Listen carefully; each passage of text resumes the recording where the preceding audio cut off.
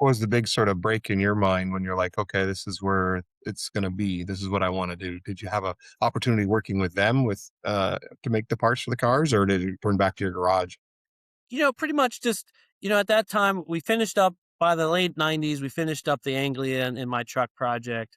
And we took the Anglia to, it was Goodguys, Indianapolis in 1998. And the car showed off really well. And people were like coming out like, wow, this thing's badass. And who are you guys? We're like just a home shop, it's Garret Kitchen. He's the owner of the car and my dad and all that kind of stuff. And so we ended up getting a magazine feature through Street Rod magazine. It was Eric Geisert did the photo shoot, and it was here at Columbus. Like the Good Guys Columbus show had just like it might have been only the second year, first year, something right in the mid '90s. So it was pretty new. And then a local guy here had this '57 Chevy that he was wanting to finish, and it was at a different shop and or a couple shops, and the one shop was wanting it to be a race car on one weekend and a show car on the next, and he just wasn't digging it, and he loved the way we finished the car, and so he said, "Hey, can you guys finish my '57?" And my dad's like, "Yeah, bring it to our garage," and that would have been like the late '90s, like '98 and '99.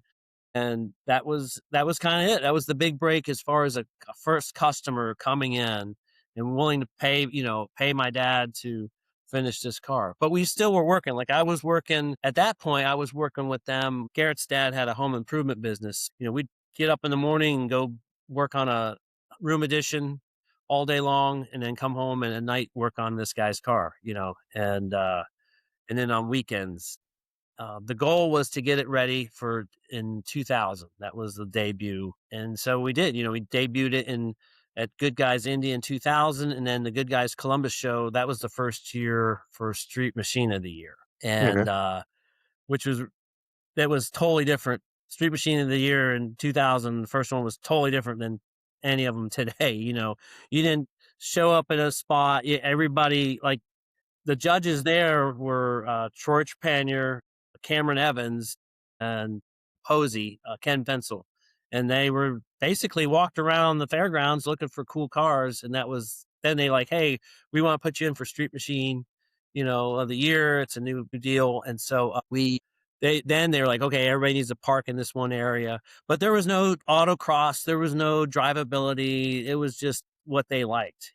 And then it got narrowed down and we got into the top five. And it was our shop or the '57 Chevy. '57 Chevy was called Air Rage, by the way. It was a red '57. I had one off Boyd Coddington wheels.